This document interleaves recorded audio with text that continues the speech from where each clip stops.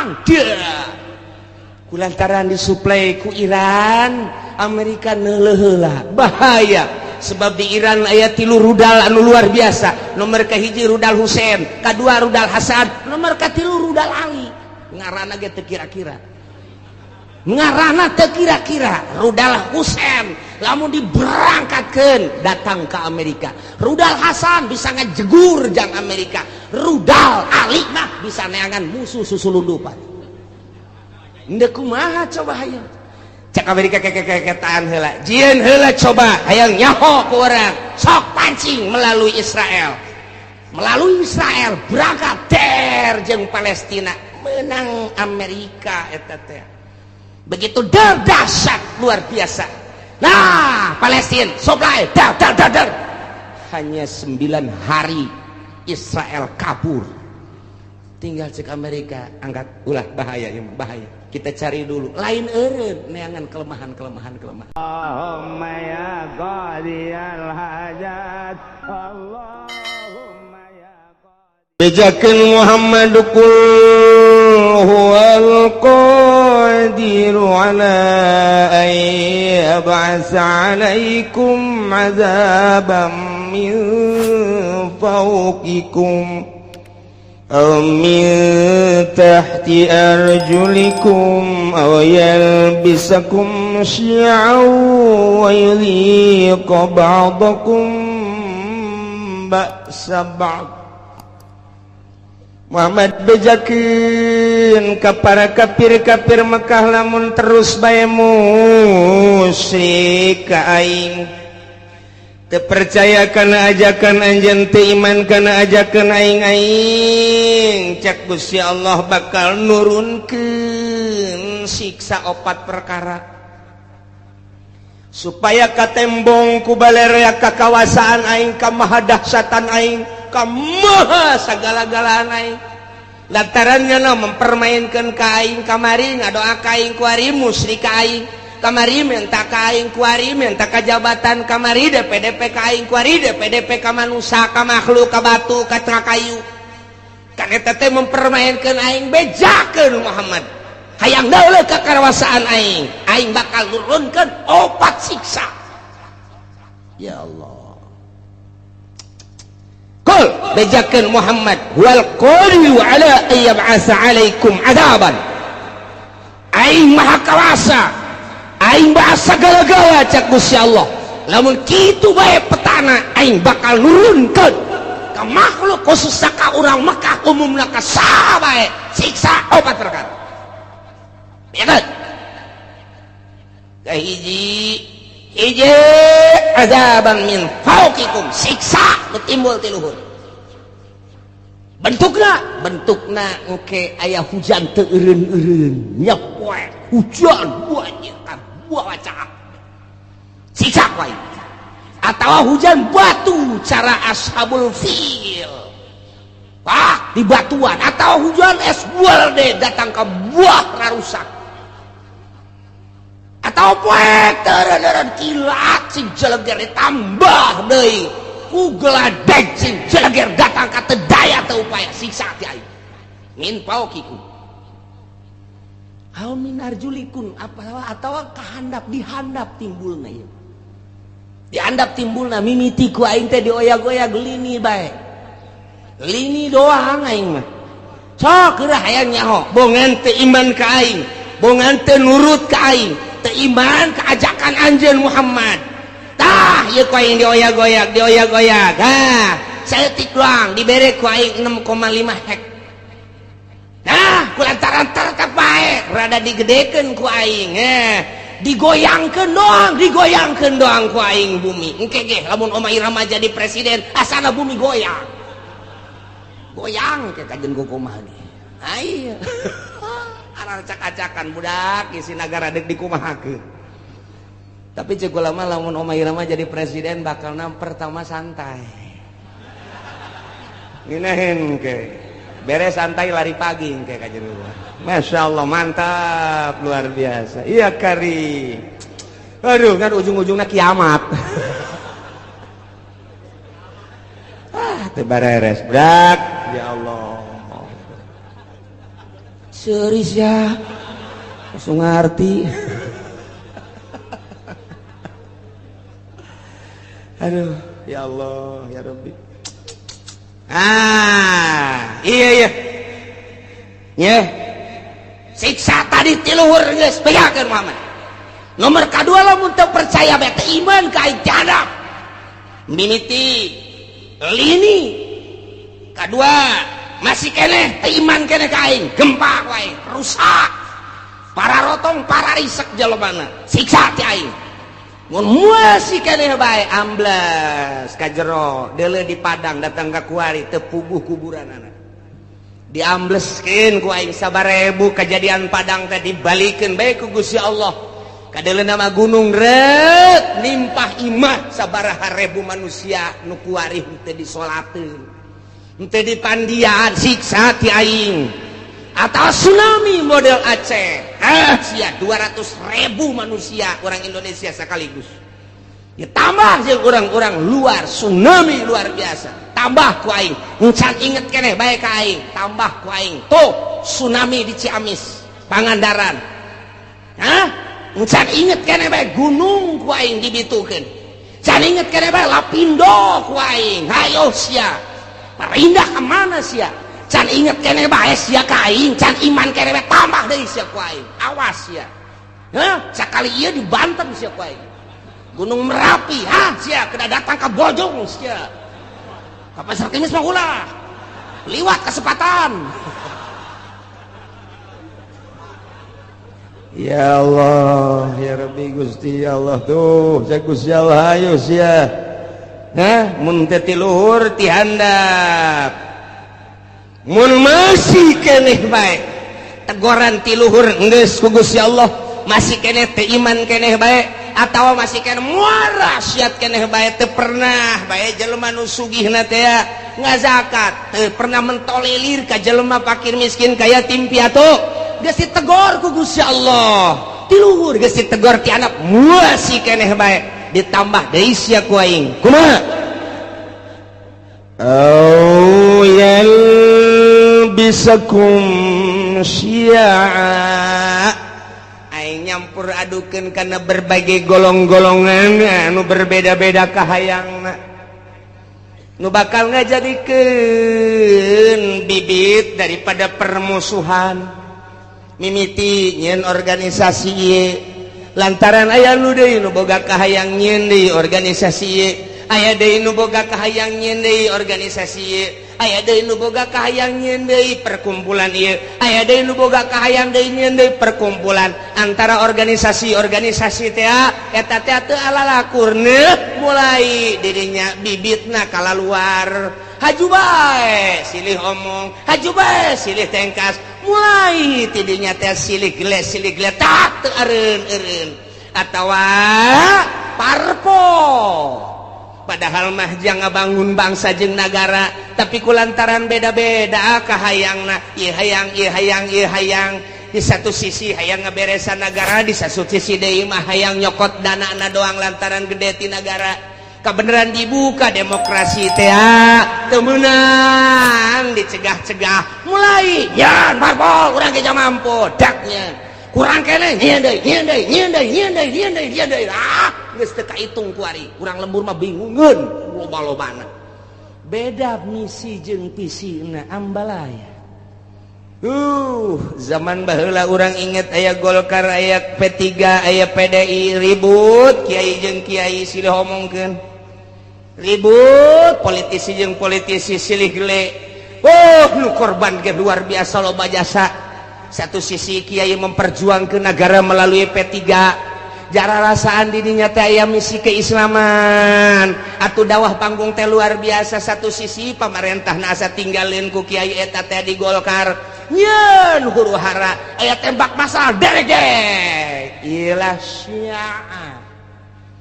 So, eta di dalam negara kuari luar biasa. Loba anak koskaran itu. Timbul organisasi-organisasi di mimitian, timbul organisasi teh Muhammadiyah, naik deui ka NU, beda visi jeung misina. Lantaran itu mah Wahabi, ieu mah ahli sunnah, naik deui, timbul deui aya Islam Jamaah. diorganisasikan deui aya Islam LDI, diorganisasikan aya NI, diorganisasikan deui aya HTI, diorganisasikan deui aya Islam Jaulah, diorganisasikan deui aya Islam aliran kepercayaan, diorganisasikan deui aya Islam Thariqah, diorganisasikan berbagai Islam, beda kabeh suarana timbul huru-hara. Aya di Qur'ana kos kitu mantak ahli tafsir mah senyum bae. Teu aneh jak Gusti Allah na geus nyaritakeun lobana kahayang merupakan siksa lantaran naon poho ka Gusti Allah kabeh. Di balik nyeun organisasi aya udang. Iya aya udang di balik batu. Tah eta mah kos kitu tah. Nah, nu mentek nyeun organisasi sok diradesek. Komo dek aya kepentingan negara. Oh, bisaan Jasa Soeharto mah buat organisasi Pancasila, buat KNPI, buat organisasi tek-tek jeung bengekna dijieun supaya ngadukung ka ditu. Anu henteu milu ka dinya sok deula tumpas. Kot kitulah kaayaanna. Kiai bisa antara Kiai Golkar jeung Kiai P3 jeung Kiai PDI. Kuari teh dimodernkeun. Kiai modern jeung Kiai Salap ribut luar biasa. Kiai Salap jeung Kiai Salap ribut. Tuh ieu teh geus aya, ieu teh merupakan siksa lantaran kabeh teu ka Allah. Ieulah siksa ti Gusti Allah ausiaan aw yalbisakum syi'a teu karaha sakurang. Toel ku urang kiai eta, tuh aing sarua ka Allah, jeung ngaji. Kos kari itu ngomong. Toel kiai nu sok sangeunahna bae. Loba omong. Ayo bae urang berjuang sia di dinya aing di dieu. Kabeh teu bisa dihijikeun. Visi dan misi disatukan teu bisa. Kabeh ngabogaan visi jeung misi nu berbeda-beda. Ribu. Ya karim, masyaallah. Lamun sarua deuk ngabangun bangsa jeung nagara, atuh daon make jeung silih gelek. Silih tumpas, silih omongkeun, silih ajukeun. Ya Allah ya Rabbi, kuari geus 3 di Indonesia anu mangtak ngajadikeun huru-hara besar KPK, polisi, hiji deui naon? Hayu sia. Kuari geus jadi 3 ngakar tek. Geus, masyaallah. Geus teu bisa. Naon kitu ngaranna harmonis kuari teh. Geus dihandapna geus siap dek perang kuari. Abri geus kabagi 3. Pihak ieu, pihak itu, pihak ieu. Tah, geus kos kitu di Indonesia lantaran boga kahayang pancenah ieu teh negara urang. Pancenah ku urang dibangun, danana kan ti masyarakat. Kunaon atuh kuari teh kos kararitu. Polisi geus teu percaya ka KPK. KPK geus teu percaya ka kitu yudikatif, geus teu percaya deui ka legislatif, geus teu percaya deui ka eksekutif. Main silih salahkeun DPR kuari nyalahkeun polisi, polisi kuari nyalahkeun KPK, KPK terus bae nyalahkeun DPR, DPR nyalahkeun polisi, polisi nyalahkeun KPK. Di BPK ngajukeun berpermasalahan supaya tetap diangkat, eksekutifna kuari kasienan berontak melalui yudikatif. Ieu negara urang, ieu negara urang deuk kumaha coba?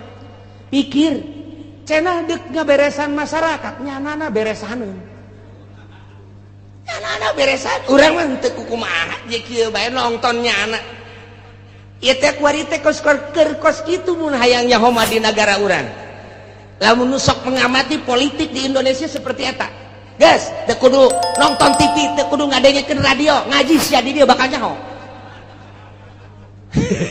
Kan saya kieu nyaho ti mana aing mah susuganan. Bukan aing mah susuganan kos kitu bae lah pokona mah. Lamun aing salah deleukeun. Je nu mantak sakieu deui bakal ditangkep. Kaje nu di luar mah ulah geuna nyaho. Ji tuh polisi geus teu bisa ngamankeun DPR lantaran DPR nyalahkeun polisi. Polisi KPK ge sarua bae geus kos kararitu ku ari teh. Pelaksana sebagai eksekutif kuari geus kasienan lantaran nu mentek kasienan teh kabeh baroga salah. Sedengkeun RI 1 geus amanat awas sampai tembus, awas sampai tembus, awas sampai tembus, awas. nyana bae sieun besi tembus di urusan rakyat. Endeu ka rumaha coba lamun dibukakeun eta kakarak judulna doang, tak kakarak judul tah geus mulai tah urang nyaho tah. Geus mulai tah di koran mah hese maningan ngadengekeun aing bae sia. Aing mah bener dek henteu kos kitu we pokona mah tah. Je emang kumaha gitu. Masyaallah. Timbul yalbisakum syi'an eta secara nasional. Secara internasional campur tangan bule di urang. Emrik hayang cicing di urang berleha-leha di nagarana teu boga potensi bumi, teu boga potensi negara, hanya jual beli alat perang hasil produksinya cau eueuh di Amerika mah, hui eueuh di Amerika mah, sueg mah komo eueuh jasa di Amerika mah. Mun urang ka Amerika coba urang ka ditu teh hayang sueg moal aya di urang teh hayang sueg jeung naon atuh. Neangan awi moal aya di Amerika mah nu sok pake nyayur teh anak awi naon ngaranna iwung. Coba neangan di Amerika mantap kulit teu betah ge iwung neuleunya na ka Indonesia aya iwung, aya awi, aya cau, aya anak cau. Aduh luar biasa. Dideuleu ku nyana hasil bumina, minyak aya, logam aya dan lain sebagainya. Cekel huluna loba omong sia. Guys, wae. Ye, iman negara ulah loba ngomong yang sabaraha sia. Geus teu bisa padi mah rakyat. Rakyat mah lah. Ngomong. Ye, teu bisa. Ya, tembak sia poe. Ya. Wah, saya sebar persen sia. Jipan lain gula dok merek kabeh. Ya udah tanda tangan teh. Beres. Cicingnya na di nyin gedung di Indonesia. Luar biasa. Lambat laun ternyata loba anu dibawa ka ditu dibanding jeung nu dinimbati ku urang.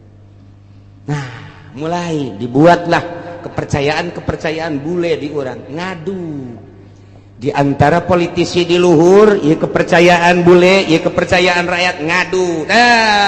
Timbul huru-hara internasional bakal naik. Timbul huru-hara internasional bakal naik. Taya di Indonesia ge tinggal pencet knop doang jegur ujian anak. Emang kumaha gitu rakyat teh geus teu sudi jasa di bawah kikieuan. Tetapi pemerintahnya tidak mentolerir geus ka rakyat. Tetapi iya kan bumi pertiwi Indonesia Bhinneka Tunggal Ika 135 juta rakyat Indonesia cak Raden Homa Irama disatukan oleh Bhinneka Tunggal Ika. Jadi kumaha gitu geus tinggalin tambah kali mah 135 juta lain 35 juta ku ari mah bung jenggot.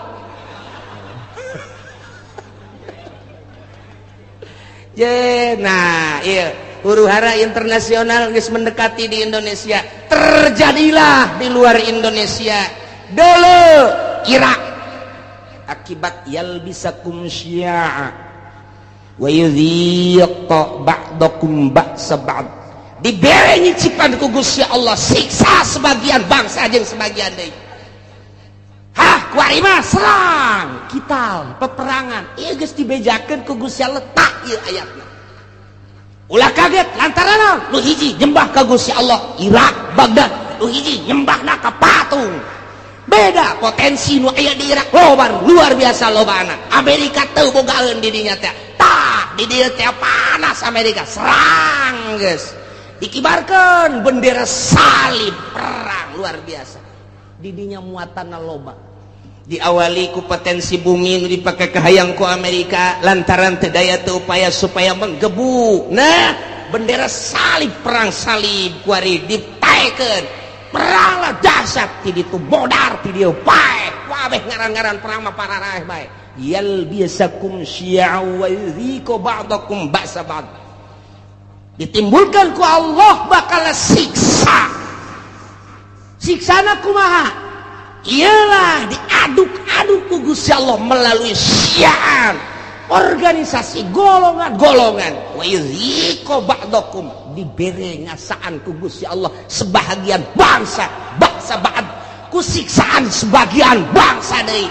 Perang multinasional jeung Irak. Dia kasaksian ku urang. selesai eta berangkat dari Libya, selesai Libya, Syria. Suara nu datang ke urang geus macam-macam. Urang mun maca koran lokal mah kos kieu, mun maca koran internasional mah kos kieu, mun maca berita-berita mah kos kieu. Tinggal urang bae bingung. Sementara nu boga berita asli, nu bogana adalah Amerika. Urang teu daya teu upaya soal berita. Aya ge selundupan berita-berita nu asli, apa iya apa tidak, apa iya apa tidak. Mulailah dikaburkeun. Bashar Assad teh merupakan Fir'aun lah. Satu sisi Bashar Assad ia telah memperjuangkan bangsa jeung negara melalui agama Islam. Satu sisi jaritakeun Bashar Assad teh ia adalah Syiah anu luar biasa. Satu sisinya nama Wahabi, satu sisi deui Ahli Sunnah wal Jamaah. Nu jelas mah urang kebingungan kabeh. Supaya naon? Supaya mendukung ke Amerika. Teu nyaho keasianana kumaha? Tah kos gitulah yuwayal bisakum syi'au wa yudhiqu ba'dakum ba'sa ba'd. Perang dia kulantaran disuplai ku Iran, Amerika neuleuh heula bahaya.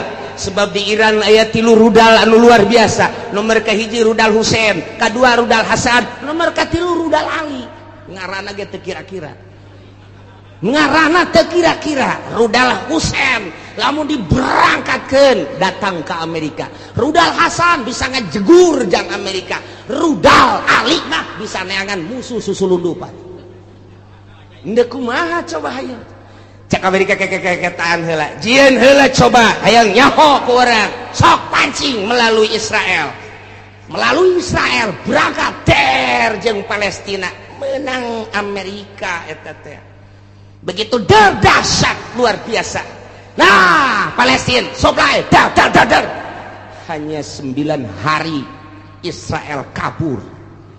Tinggal cek Amerika angkat ulah bahaya. Kita cari dulu. Lain eureun neangan kelemahan. Kos gitulah ieu keur carita yal bisakum syi'au wa yudhiqu ba'dakum ba'sa ba'd. Disiksa ku Gusti Allah ku diluhurkeun geus. Dihandap gengges melalui tsunami siksaan kurang kumaha dahsyatna. Sabaraha juta manusia anu disiksa ku Gusti Allah titah iman ka Gusti Allah, tapi tetep bae teu iman dibere ku Gusti Allah. Awas cek Gusti Allah. Dua deui, hiji perbedaan golongan. Nomor kedua titah ngarasaan antara golongan, antara negara, antara bangsa, ribut peperangan, modar-modar kan. Arti apa puyengnya netes.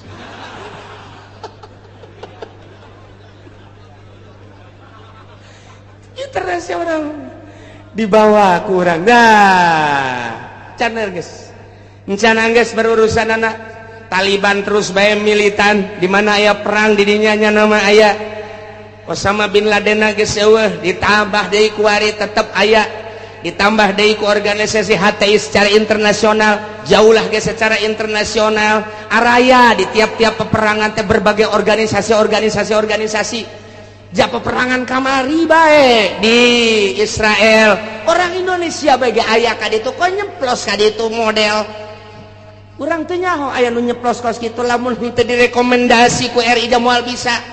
Sementara kapan urang teh negara teh aslina teh manut ke Amerika, tapi kok aya orang Indonesia di ditu. Ja perang Irak aya orang Indonesiaan di ditu, perang Iran aya orang Indonesiaan di ditu. Ieu urang Indonesia mah asana mah nya nama ongkos bunglon nya nama. Bisa kade-kade tuh batak Indonesia lain lalagaan ditakuti ku orang Amerika. Teka caritakeun orang Palestina, di Palestina aya orang Malaysia, teka caritakeun di Palestina aya orang Thailand, teka caritakeun di Palestina teh orang Korea, tapi orang Indonesia mah aya di ditu. Malah ke waktu perang kamari multinasional aya nu nembak, begitu dibuka ieu penyet irung. Lah cek orang Amerika, ieu mah lain orang Irak, lain Iran, lain Taliban. Coba status seorang mana? Begitu di dalam ya karib kurang puta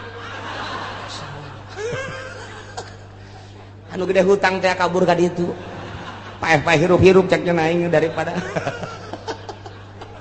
Indonesia sangat diperhitungkan. Masya Allah tak poso ribut poso nasional tapi berbau internasional saha nu lempang ka poso ternyata aya sababaraha organisasi dilarang ku pemerintah tetep bae datang ka ditu namun teu datang ka ditu poso terus-terusan nu dipencit ustad teh nu ditembak kiai teh anu dipanah nu dipedang datanglah organisasi ti urang padahal teu dimeunangkeun ku pemerintah poso-poso bae datang ka ditu ngibarkeun bendera perang siap mau dibejakeun ku kula organisasi nu mana ngan nyana minta izin ka kula bos sombong amat cenah sekali-sekali sombong lah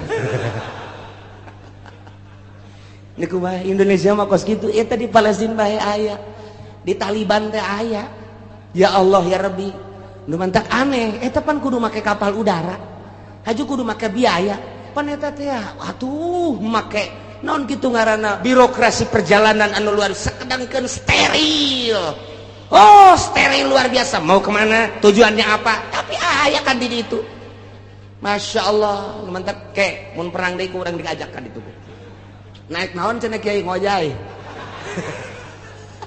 paeh di laut asana ieu mah meme perang geus malodar Indonesia ulah sembarangan di Indonesia nu mantak diperhitungkeun ku Amerika sangat diperhitungkan Indonesia mangke bae perangna terakhir bae cek ganas tetap di perangan mah di perangan terakhir asana bangsa Haji Makmun mah paeh ti heula moal kaburu nya nama geus siksa ti Gusti Allah leletikanana di urang antar kampung leletikanana ti urang antar desa leletikanana ti ku urang antar kiai kunaon eta lantaran boga kahayang kiai ieu ngayakeun ieu kiai ieu ngayakeun ieu teu harmonis ribut kiai jeung kiai syi'an wa yudhiqu ba'dakum ba'sa ba'd hayang rada gede melalui organisasi-organisasi hayang gede deui melalui parpol cerita tentang perbedaan di parpol anu geus teu aneh deui kuari makin dibesar-besarkeun makin digede-gedekeun urangnya ho ketika PKB naik bos sabaraha nu paeh saat harita sabaraha ieu ge ieu cantang tu ka haripna lantaran armada Prabowo anu luar biasa armada jenggot anu luar biasa armada wah geus pohara ieu mah main ke bakal tah nah ieu sing ada ieu beusi jadi siksa ti Gusti Allah mun sia teh iman ka aing mun sia teu taat ka aing teu takwa ka aing bere siksa opat hiji ti luhur min fauqikum dua ti handap min arjulikum mun ti luhur jeung ti dihandap teu dianggap awas aoyel bisa kumsian aing yeun tah golongan engke golongan lain sakadar cicing wa yuziko ba'dakum ba'saban ribut perang. Jadi berarti geus aya ti ditu nu mantep cek Kangjeng Nabi inna ummati sataftariqu ala sintaini wa sab'ina firqatan sayeuna umat kaula bakal paberencai ngajadi 72 golongan kabeh ngaku ahli sunnah padahal ma an-najiyatu firqatun salamat mah bakalna sapirqah jararieun jelema golongan atas namana Islam boro-boro organisasi cacak-cacak partai ge make atas nama Islam baheula P3 make atas nama Islam kemudian PKB make atas nama Islam PNU make atas nama Islam padahal mah di Indonesia mah kapan teu meunang nyeun partai Islam lantaran kabeh ge huluna adalah demokrasi teu meunang berbau sara tapi kelantaran nipu ke masyarakat make aturan Islam lain aturan make lebo Islam ujung-ujung nama atuh teh lah eueuh nanaonan ribut Golkar jeung P3 ribut P3 jeung PKB ribut KB jeung PNU ribut jeung PDI ribut nah perputaran pilpres nu tahun itu sabaraha anu paeh pilpres kamari sabaraha anu paeh tinggal pilpres anu bakal sing hade lantaran merupakan siksa urang mengadoa bae ka Gusti Allah Subhanahu wa taala jadi kukumahakeun ke negara urang teh tetep kos kieu bae sebab can aya nu niatan untuk merubah membangkitkan semangat rakyat jeung bangsa mengarah ke jujur jeung adil can aya ku ayeuna sakitu mah cuek-cuek bae biasa-biasa bae wae milih-milih bae ngan ulah datang ka kagusur-gusur eungkeuy-eukeuyan teu nyaho maksud sing hade lantaran ieu teh ya siksa ti Gusti Allah ku luhur geus ku handap geus dibuatlah hasil urang keneh iyalah yal bisakum syi'a wa yudhiqu ba'dakum ba'sa. Ya Allah ya Rabbi nu mantap Kangjeng Nabi waktu turun ayat ieu ngadua ka Gusti Allah langsung nangtung Kangjeng Nabi koma Nabi sallallahu alaihi wasallam fatawaddoa langsung ala wudu beres ngala wudu fasa'ala rabbah ngadoa ka Gusti Allah ngadoana ya Allah la yursila alaihim azaban min fawqihim wa min tahti arjulihim wa la yalbisa ummatahu syi'an wa yudhiqu ba'dahum ba'sa ba'd. Ngadoa Kangjeng Nabi seperti eta tah Gusti ulah diturunkeun ka umat abdi siksa ti luhur ulah diturunkeun ka umat abdi siksa ti handap ulah diturunkeun ku Gusti siksa anu campur aduk berbagai golongan organisasi sehingga ribut ko ba'dahum ba'sa ba'd ulah ribut antara bangsa abdi jeung bangsa abdi umat abdi jeung umat abdi Gusti nyuhunkeun ka Gusti ngadoa Kangjeng Nabi teh lantaran dibukakeun hijab ku Gusti Allah teh ribut kampung jeung kampung desa jeung desa kabupaten jeung kabupaten provinsi jeung provinsi berbagai manusia huluna kiai jeung kiai politikus jeung politikus deui ahli ekonomi jeung ahli ekonomi antara provinsi jeung provinsi antara negara jeung negara walah ditembongkeun ku Gusti Allah teh umat paberencana anu luar biasa sehingga bergelimpanganna mai ti berbagai negara-negara Kangjeng Nabi nangis ngadoa Gusti ulah terjadi seperti eta atuh Gusti kumaha tah waktu eta fahabatta ilaihi Jibril alaihi salam Allah ngutus malaikat Jibril turun bijakeun Jibril ke Muhammad ya Muhammadu innaka sa'alta rabbak arba'an anjeun teh ngadoa ka Gusti Allah nyuhunkeun supaya disalametkeun tina opat rupa tadi siksa ti luhur siksa ti handap siksa golongan-golongan jeung siksa peperangan-peperangan antar bangsa nah fa'atauka isdatain wa mana'aka isdatain nu dua ku Gusti Allah diijabah nu dua mah henteu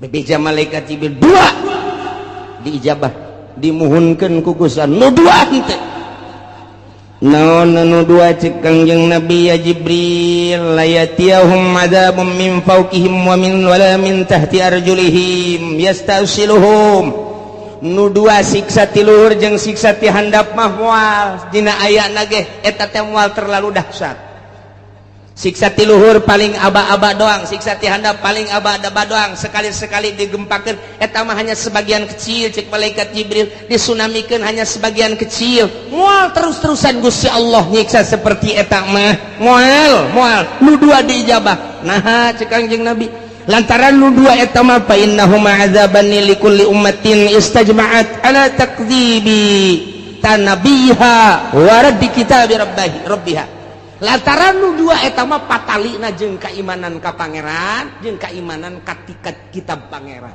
geus urusanana di pangeran teh mah lantaran nya teh iman bae atawa maksiat bae teu percaya kana Al-Qur'anul Karim atawa ngarobah status hukum Al-Qur'anul Karim ku Allah dibereng ke ti luhur jeung ti handap ala kadar doang Muhammad teh mah moal dahsyat jasa moal nu dua mah tetep diijabah sanajan aya ala kadar anu dua deui nah lamun nu dua deui mah Muhammad eta mah cek Gusti Allah ditahan tamah walakinnahum yalbisuna syi'an wa yudhiqu ba'dahum ba'sa ba'd nu dua ieu mah hiji bakal timbul golongan eta mah teu diijabah ku Gusti Allah nomor kedua bakal ribut antara umat antara agama antara bangsa eta moal diijabah teh diijabah tetap tama bakal terus bae eta mah bahkan wa yudhiqu ba'dahum ba'sa ba'd bakal ngarasakeun peperangan antar negara jeung negara geus aya ti ditu nu mantak ahli tafsir mah ketika perang Irak Amerika teh aneh ketika perang Libya teh aneh perang deui Palestina taneh lantaran geus aya dina Al-Qur'ana ayal bisakum syi'an wa yuziqu ba'dakum ba'sa. Masya Allah yang manu dua mah teu Kangjeng Nabi naros Jibril nah anu dua ieu kon teu diijabah padahal mah poharaja saya mah merupakan siksaan wa hazani azabani li ahli al-iqrar bil kutub wa tasdiq bil anbiya lantaran nyana percaya ka kitab percaya ka nabi ngan nyana teu make kitab jeung teu make nabi lantaran nyana percaya kana Al-Qur'anul Karim dimusabakohkeun mulai tingkat RT datang ke tingkat nasional datang ke tingkat internasional Quran dimusabakohkeun antar negara Pakistan, India, Mesir, Irak, Iran, Arab timbullah juara satu dipake henteu kahiji. Nomor kedua percaya bahwa Nabi akhir zaman adalah Kangjeng Nabi Muhammad di berbagai negara diakui bahwa Muhammad adalah Nabi akhir zaman. La nabiyya ba'dahu dari Nabi sabada Kangjeng Nabi, tapi teu pernah diikuti ajaran-ajaran Kangjeng Nabi. Bahkan dikatukangkeun nyana teh make ajaran manusia, ajaran jelema ku nafsuna bae. Nah, ieu mah bakalna peperangan mal eureun-eureun. Iyalah geus dinyatakeun dina Al-Qur'anul Karim, urang kuari ngarasakeun. Percis jasa. Mulai antar sekolah lantaran teu ka Allah, guruna teu ka Allah, muridna teu ka Allah, ribut ka jenting kumaha. Antara lembaga ribut lantaran teu ka Allah, antara yayasan ribut lantaran teu ka Allah, antara organisasi ribut lantaran lain neangan ridho Allah, hanya semata-mata neangan pitayeun doang. Antara parpol ribut lantaran henteu lillahi ta'ala, henteu aya misi ikhlas, kabeh ge semata-mata hanya jang dirina doang. Nah iyalah bakal moal eureun-eureun siksa nu dua mah. Hiji yal bisakum syi'a, bakal timbul golongan campur di dieu. Nomor kedua geus aya golongan yuziqu ba'dakum ba'sabad, golongan nu ieu nyerang ka nu ieu nyerang kana, timbullah peperangan baik di kampungna sorangan, di nagarana sorangan, atau antara negara bakal terjadi teu bisa tamah lantaran doa Kangjeng Nabi teu dijabah nu dua ieu. Tinggal kudu kumaha atuh cak sahabat kami lamun aya di negara kemudian situasi geus model kos kitu ya Rasulullah.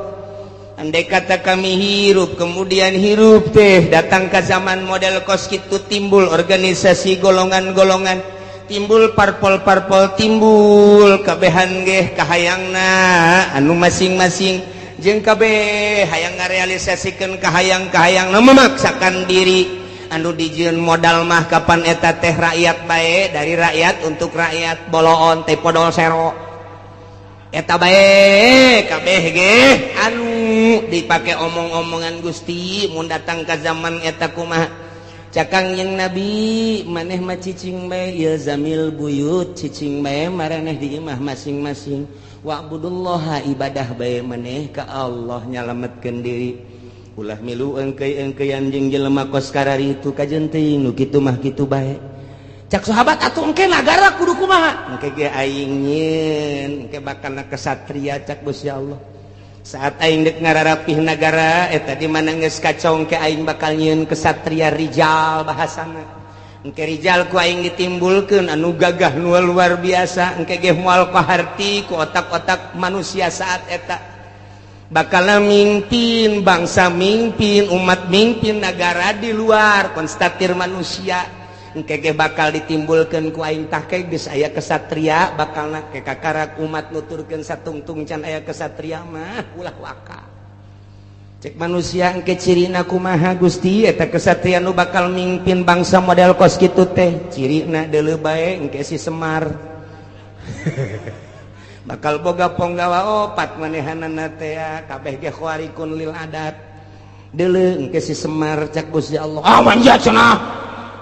Kanjeng Nabi geus nyahon ka Semar. Ya Semar mah belah dieu tah mah zaman kamari tah mah zaman Wali Sanga Semar mah tah mah mimiti aya wayang gelar kadua, wayang kulit katilu, wayang golet.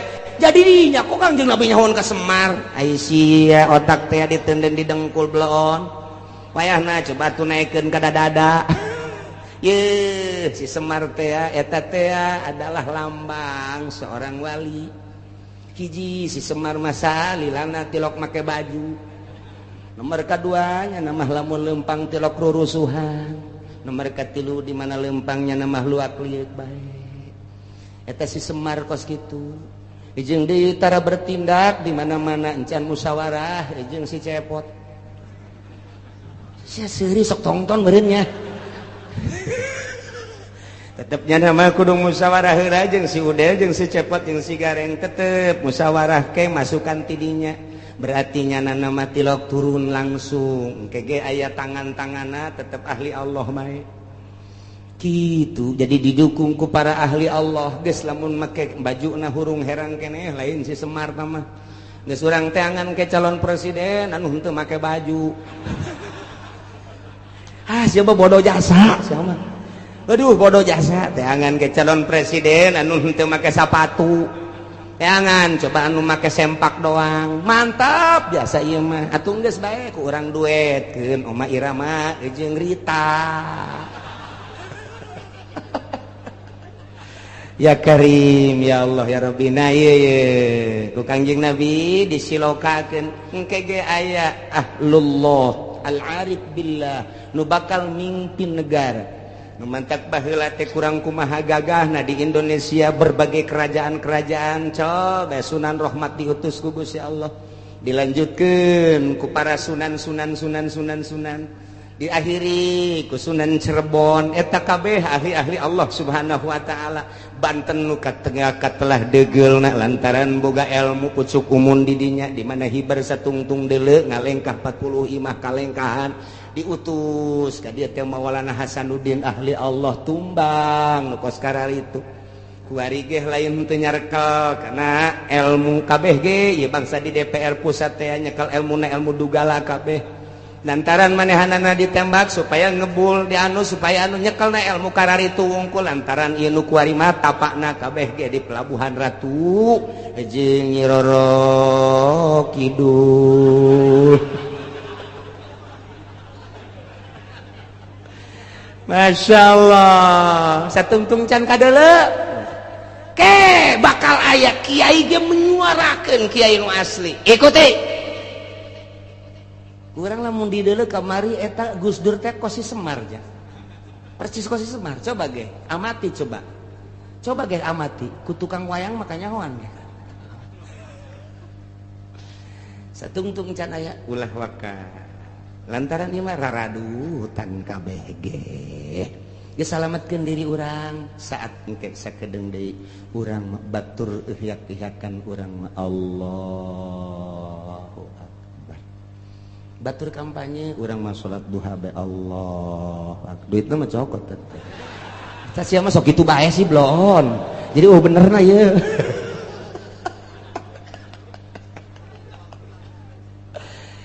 tah jadi urang kuari alhamdulillah sanajan bari jeung saminggu sakalinya ho urang informasi akurat ti Gusti Allah Subhanahu wa taala khususna dakwah ka umat di Mekah baheula umumna kuari ka urang balerea ternyata ketika ditegor didakwahan ku Kangjeng Nabi teu iman teu percaya datang ka kiwari ge kitu bae bakal dibere opat rupa hiji azabam min fauqikum tiluhur bentukna engke mungkin hujan mungkin begledek mungkin kilat mungkin hujan batu badai dan lain sebagainya angin topan angin beliun dan lain sebagainya atawa tiana mancercai gempa erosi dan lapindo kabeh jadi embek nah ieu ditegur ku kitu masih kene maksiat bae ka Gusti Allah bakalna ditimbulkeun yal bisakum syi'an nah nu jelas mah nu dua mah ku Gusti Allah diminimalkeun diijabah doa Kangjeng Nabi tapi nu dua mah teu diijabah kuari ku urang kasaksian kuari dardir durna kasaksian jasa kuari ieulah keur meumeujeuna ayat ieu pas jasa kabeneran jasa urang hirup pas di zaman model nu dicaritakeun ku Gusti Allah melalui Kangjeng Nabi urang Kangjeng Nabi Muhammad sallallahu alaihi wasallam nu mantak unzur kaifa nusarriful ayati la'allahum yafqahun. Pikirku anjeun kumaha Gusti Allah ngajelaskeun kana dalil-dalil kekawasaan Gusti Allah. Allah mah maha kawasa. Moal aya nu bisa nyalametkeun di awal ge tadi ketika saat-saat kritis saha nu bisa nyalametkeun. Ketika dahsyatna siksa, dahsyatna penyakit, dahsyatna musibah. Nah ieu teh baik ti luhur maupun ti handap atawa dibentuk ku berbagai organisasi atawa ku parpol, eta teh merupakan siksa anu dijual ma rakyat jeung bangsa jeung nagara, padahal mah ajang beuteungna masing-masing eta teh siksa dikorbankeun rakyat hanya demi seseorang, dikorbankeun rakyat hanya demi golongan. Ta eta teh nang Gusti Allah, tah deuk mun tayang ka saha cek Gusti Allah, aing teh keur lembongkeun ka maha kakawasaan aing. Ku aing dijujurkeun jeung diadilkeun nang aing, dihancurkeun ge deuk teu dijujurkeun dibangkalarkeun nang aing. Unzur ikir ku sia, pikir ku anjeun, pikir ku maneh kaifa nusarriful ayati, kumaha aing geura ngabulak-balik ngajelaskeun dalil-dalil, baik dalil nas Al-Qur'an langsung dibaca maupun dalil langsung kejadian-kejadian alam atau manusia-manusia nu buang kalara. Deuleu maksudna naon? La'allahum yafqahun, supaya nyararaho bahwa anu ngagular-gilar ngabulak-balik anu ngarobah-robahna ieu nagara jeung manusia teh lain sasaha iwal ti Gusti Allah Subhanahu wa ta'ala. Anak itu berarti ulah mun tayang ka jabatan, ulah mun tayang ka tahta, ulah mun tayang ka manusia, ulah mun tayang ka harta, mun tayanglah kanu ngagular giler ngabulak balik ngarubah-robah ieu alam, ieu manusia, ieu negara, ieu bangsa. Saha tadi kan geus ditanya, saha anu bisa nyalametkeun?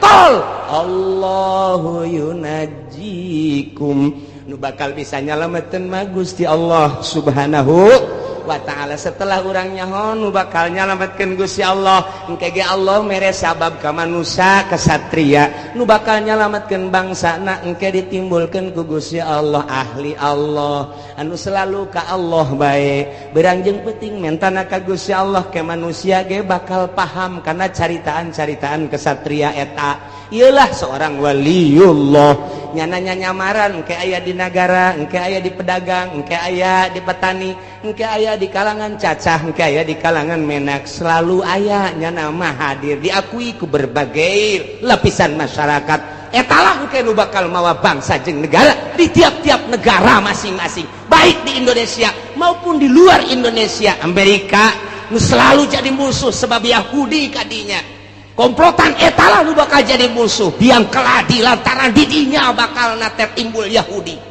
anu bakal jadi sasaran. Ketika aya kesulitan-kesulitan anu terjadi di masyarakat, baik kesulitan-kesulitan alam kadeleuna kumaranehanana, aya angin, aya batu, aya hujan teureun-eureun, aya badai, aya gempa minimal lini erosi, kemudian aya tsunami, atawa sandang pangan mahal, atawa paila, atawa keributan-keributan.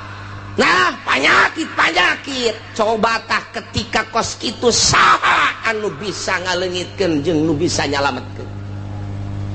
Bejakeun Muhammad ke ahli Mekah, bejakeun.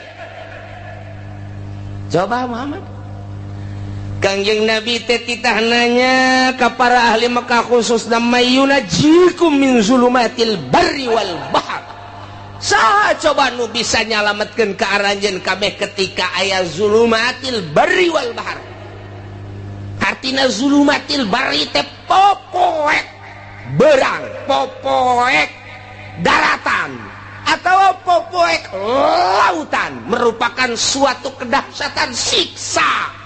Sok geura andai kata tengah peuting anu poek kemudian aya mega ditambah di kapoe kanana lantaran bulan bintang ditambah deui ku angin anu menggebu terus teureun-eureun macam kituna sebagai siksa saha bejakeun anu bakal bisa nyalametkeunana keur carita hakikat atawa di lautan nya di jero laut nya peuting nya aya mega. Bayangkan ku urang ditambah di ombak anu luar biasa naik ke darat atau di laut anu keur naik parahu naik sampan naik kapal atau anu keur ngojay. Nah ieu saha nu bakal nyalametkeun saat seperti itu bejakeun ka ahli Mekah. Coba bejakeun ka ahli Mekah coba saha anu bisa nyalametkeun eta keur carita hakikat kaayaan alam seperti kos kitu urang mah nyarita teh kejadian alam ngadanya si bule henteu bae urang menyokot aslina eta teh aya nu nyieun kikituan teh Gusti Allah Subhanahu wa taala teu semata-mata kos kitu Gusti Allah mun teu disababan ku urang sebagai penghuni bumi sok gerage bejakeun saha tah nu bisa bakal nyalametkeun moal aya nu bisa atuh kabeh ge ketika ditanya kos kitu mah kabehan ge moal aya nu bisa lantaran aya jelema naik kapalna oleng luar biasa dahsyat keur carita oleng lagi diberitakeun ku nahodana bahwa kapal tidak akan selamat kita masing-masing berdoa kepada Tuhan kita kabeh Allah di tengah lautan dek men katulung ka jelema kumaha lantaran di tengah lautan kapal oleng oyag-oyagan nya peuting deui nya mega luar biasa sidar setik-etik acan parahu atau kapal parem sedangkan diberitakan ku nahodana kapal kita ini akan tenggelam. Tamana coba mun tayang jaringan-jaringanana teu bisa lantaran error telepon ke mana teu bisa tinggal ngan ka Allah doang nu Katolik jeung nu Kristen ge saat eta mah pasti Allah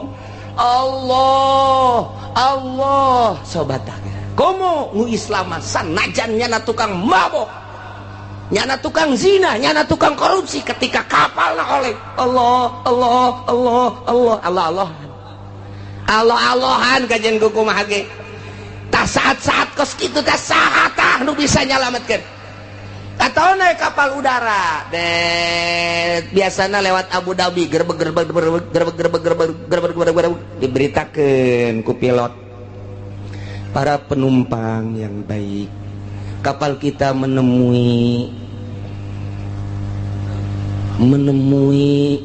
masalah sebab cuaca buruk di keatasin ini gelap di kebawahin angin besar ditabrakin ke sono kita masing-masing berdoa saja rasanya cak pilot rasanya waduh aing geus dah deuk pilihan eueuh deui kalau kita buang ke kanan ada gunung tinggi wah mending ka eta bae sana gunung bae tong eta waduh kita buang ke kiri laut wah sarua bae cilaka ieu mah udah ini mah tidak bisa kecuali kita berdoa masing-masing kepada Tuhan kita waduh adong geus poho ka anak poho ka pamajikan sangkilang geulis jasa ge pamajikan tetapi Allah asa dihareupeun Allah eta keur carita kejadian di udara kejadian di laut kuari kejadian gering urang sadaid Mercy ambalayah di imah Cadillac ambalayah di imah mobil Hammer kan ambalayah di imah ja urang boga perusahaan sawah urang tanah urang satungtung deuleu pamajikan urang nu di imah nu di pila nu di hotel ambalayah lobana luar biasa urang kaserang penyakit jantung atau darah tinggi ditambah ku manis geus pupurian dia mah aduh lantaran manis dibere obat teh ieu teh kudu pahit bertentangan jeung darah tinggi diberi obat darah tinggi bertentangan jeung manis atau jeung emah. Nah ieu sangat bertentangan. Kumaha ya kos kitu teh? Diimpus urang di dia. Kieu bae di rumah sakit, di ruang ICU. Boro-boro sasaha anak jeung pamajikan geus semeunang ngalayat. Geus di ICU bae geus kieu bae. Mobil ambalayah di imah, perusahaan urang ambalayah di unggal kota. Pamajikan urang sakitu garelisna nu luar biasa, tanah urang satungtung deuleu geus puguh pake mah kitu keneh beas di gudang geus teu kacaritakeun. Wah luar biasa, imah lain hiji bae. Unggal kota boga imah kuari urang aya di ruang ICU. Bejakeun Muhammad ka jelema kos kitu saha nu bisa nyalametkeun, coba bejakeun. Hartana bisa nyalametkeun, jual ku sia harta jang nyalametkeun nyana. Imah bisa nyalametkeun, sok bawa kadinya imahna. Mobil Cadillac tuh termahal di dunia, nu bisa nyalametkeun kadinya bawa ku nyana. Atawa wanita cantik urang Karawang urang Surbang anu ngegel muter teh bawa kadinya.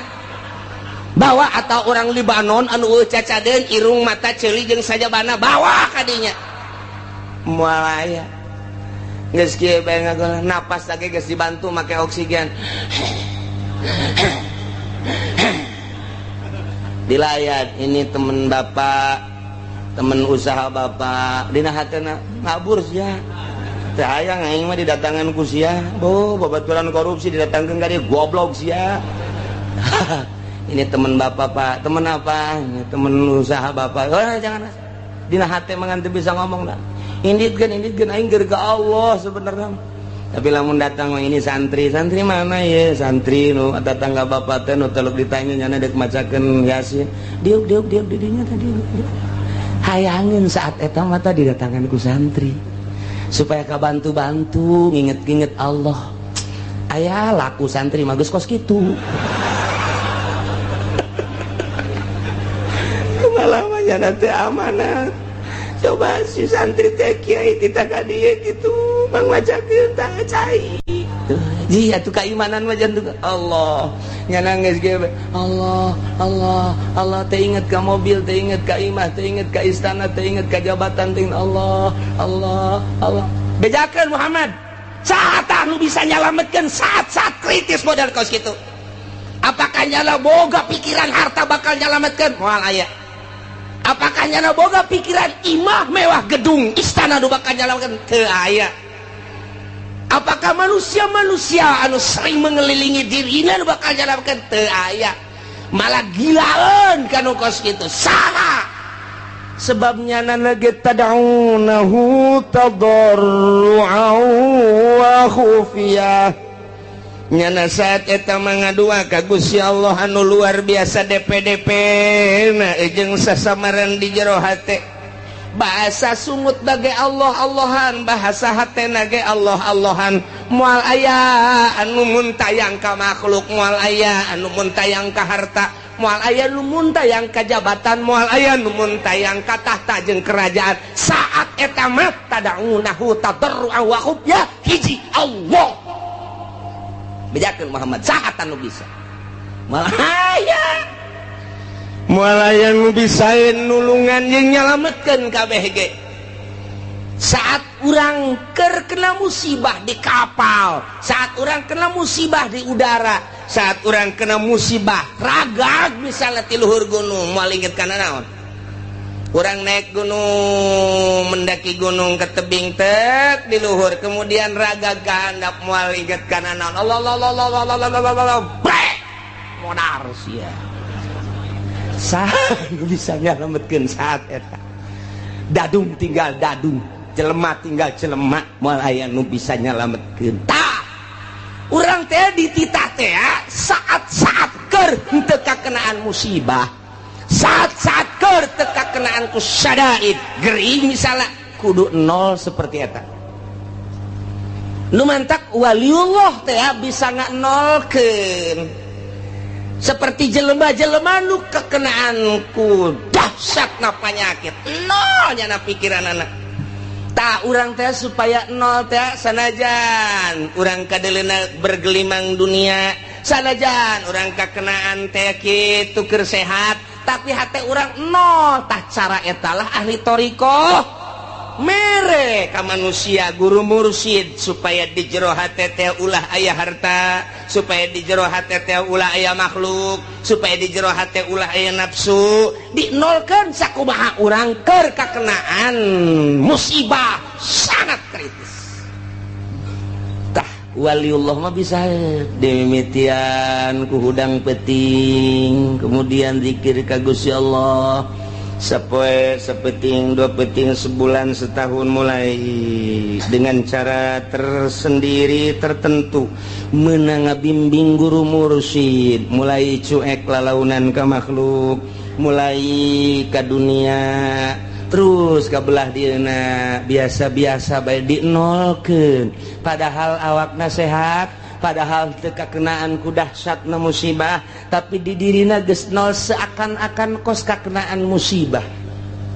Nah etalah waliullah teh kos kitu padahal sehat awakna hatena eueuh deui nu bisa nulungan iwal ti Gusti Allah aing mah mun tayang ka Gusti Allah ngaaplikasikeun iyyaka na'budu wa iyyaka nasta'in ka Gusti wungkul abdi ibadah jeung ka Gusti wungkul abdi nyuhun pitulung eueuh ka sasaha sugan ka makhluk henteu sugan ka dunia henteu sugan ka jabatan henteu sugan ka jin henteu sugan ka jurig neo-neo henteu sugan ka batu combong teh henteu sugan ka batu anti tembak sapira batu pake nyeun imah habak hiji be Allah tadarru awaku ya tah kos kitu tawali teh perbandingkeun gue bisakeun urang begitu urang mah aya bisa geus gagoler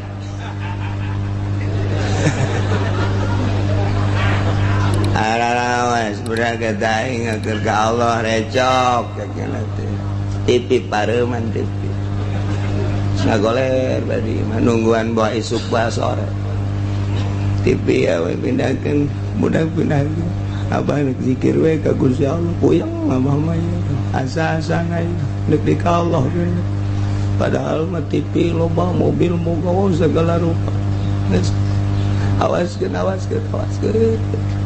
pamajikan lagi datang ka dieu lah itu perlu amat mah geus lain itu jaga suara rasa tuh kos kitu mah tuh diusapan tinggal diusapan geuna teh keur sehat boro-boro keur ngagoler kitu nyeri hulu ge diusapan ku nu geulis geus teu hayang asana menyon bae beungeut sia tah kadeuleuna ku aing eta nyeri hulu bae menyon kadeuleuna beungeut padahal mah geulis nyeri hulu kok boy geus kritis geus bae ka Allah malah nu tilok zikir ge ditasbehan di dinya pan sokna kan nu gering ke padahal nu tilok zikir tilok naon tasbih boga dekir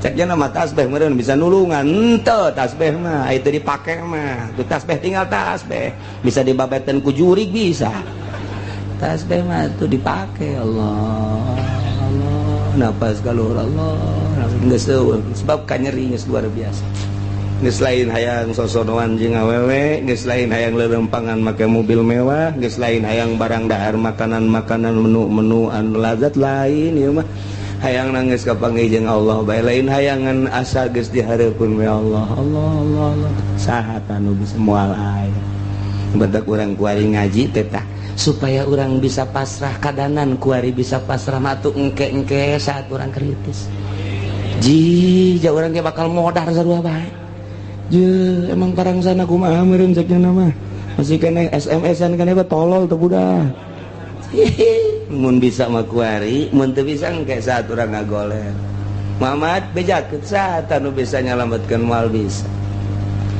kulantaran atuh anakna ieu tanggap terus diobatan rada bray cager rada deres puyeng rada eueuh tanaga rada aya ceng remote mana sial teh urang Cikupa geloblon remote naon ki remote TV mana remote TV emang laki dek TV kesel abah TV kadegeun nu gede TV na setel seserian tolol menikmati kamara kakara kamari saminggu ka tukang awaskeun TV garieung jangan awas kuari barang leungit TV remote na mana mun aing jadi incuna di talian gua aing jelema teh kos itu percis eta teh lain batur sia. Ya Karim, ya urang kasinggung ku Quran ya, Masya Allah pohara jasa ya Allah teh kos kitu tangga bejakeun ka urang percis. Ya Allah ya Rabbi. Bejakeun Muhammad saat di lautan, saat anu bisa ngabebaskeun jeung nyalametkeun. Di saat udara di udara kakenaan musibah saha anu bisa nyalametkeun. Di saat nyana kena penyakit anu sangat kritis mun tayang ka saha bejakeun coba. Di saat recokna kaayaan budaya, politik, ekonomi, riweuh saha anu bisa nyalametkeun. Bejakeun ka ahli Mekah. Qul bejakeun Muhammad ka ahli Mekah.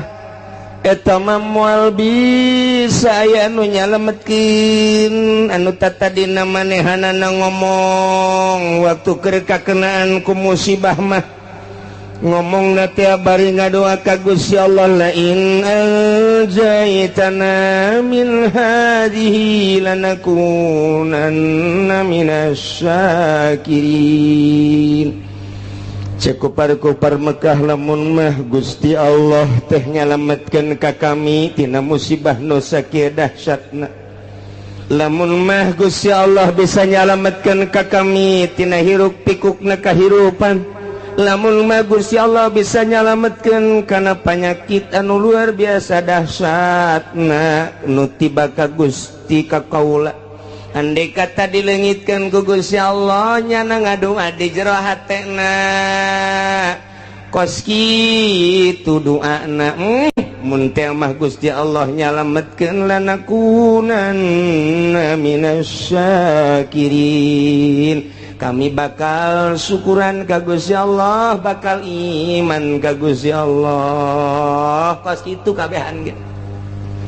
Orang-orang musyrik di mana kakenaan ku musibah mun tayangna tetep ka Gusti Allah nyana ngadoa ka Gusti Allah di jero hatena, baik langsung ku sungut kadenge maupun jero hate.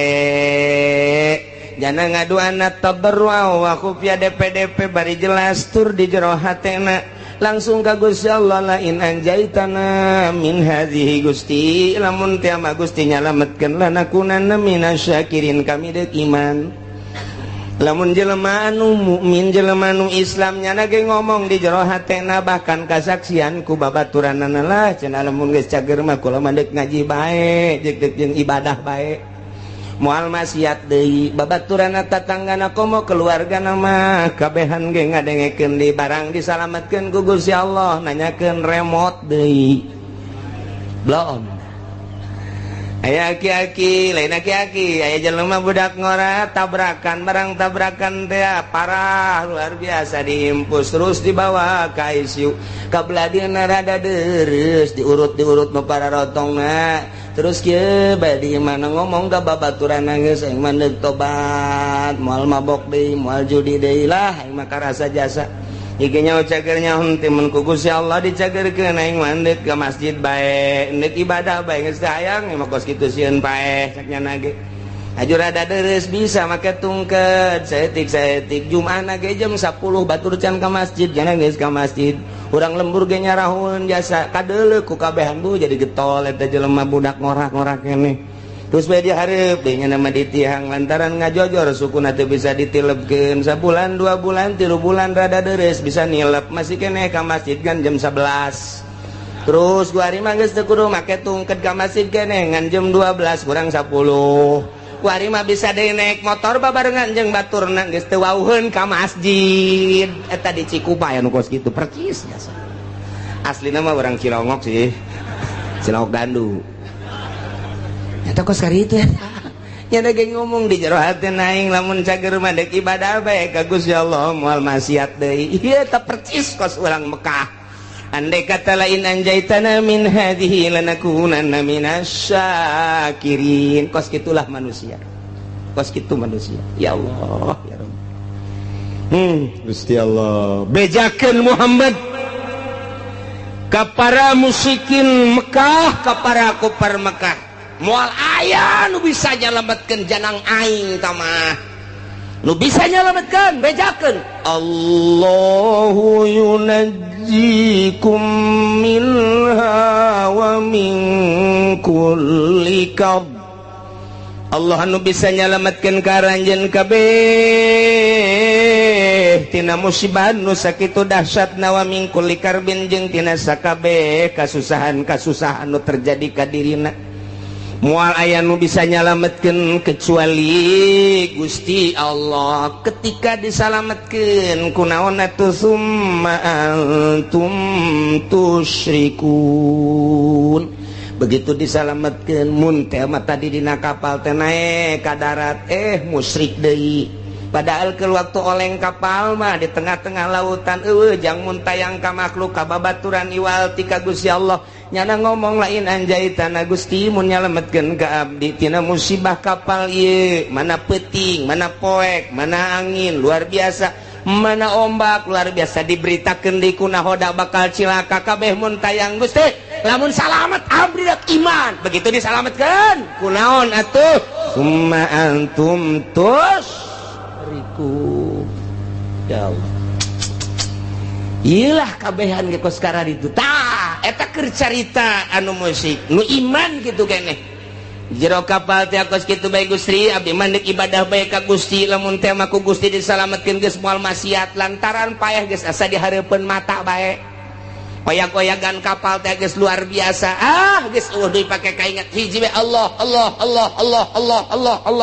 napas ka luhur kahandap Allah disalametkeun ku hari ku Gusti Allah datang ka anggar datang ka pantai biasa salamet seserian deui endahan ngan sakadar dongeng doang nu takadina nyana ngomong di jero hatena Gusti lain anjaitana lamun Gusti nyalametkeun abdi mah rek ibadah begitu datang deui ka darat nonton TV deui percis kos karari itu Masya Allah kari ieu kadeuleuk ku mata urang kanyahoan jasa boh tatangga boh babaturan ulah ka tetangga ka babaturan diri urang heula kitu pisan diri urang pernah janji baheula Gusti pedagang blok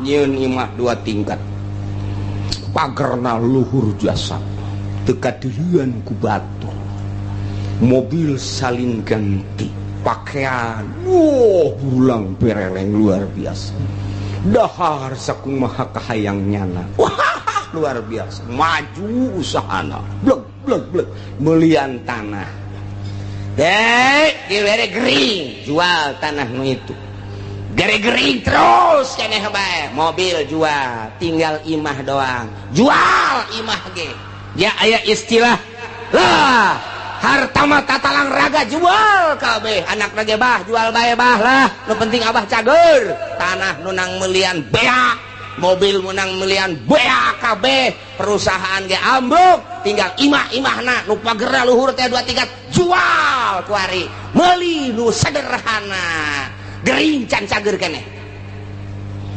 bahkan leuwih kritis di jero antena Gusti lain anjaitan lamun Gusti nyageurkeun ka abdi Gusti abdi malah neuk tobat moal ceroboh cara kamari karasa jasa ku abdi mabok abdi zina abong-abong loba ka fakir miskin ka yatim abdi teh henteu ngalingseuh tatangga abdi ge geus sebodo konon ka abdi bongan abdi mah deuk tobat Gusti andai kata ku Gusti abdi dicagerkeun aju Gusti ngangkatkeun deui kana perusahaan abdi sakumaha biasa deui geus abdi mandek 180 derajat hirup abdi teh deuk ibadah ka Gusti abdi rek peduli kana zakat rek peduli ka fakir miskin ka yatim piatu tatangga abdi ku abdi lah deuk disumbang bae geus abdi mah hayang geus kitu bae Gusti cagerkeun Gusti blak bisa deui dieu bae ngobrol jeung keluargana abah rada cager abah alhamdulillah geura doakeun bae ku kabehan abah nu kusah deui geus cager malah kan abah mah eunana mah deuk ngitung-ngitung zakat fakir miskin segala rupa lah deuk moal cara abah atuh didoakeun ku kabehan ayo geus ku ari geus rada sehat-sehat mulai engkeut dagang deui mulai awal-awal mah bageur hitung Gusia zakatna sabaraha aja can loba ieu pantama hitung zakatna sok tetangga bagikeun rapi bagi gede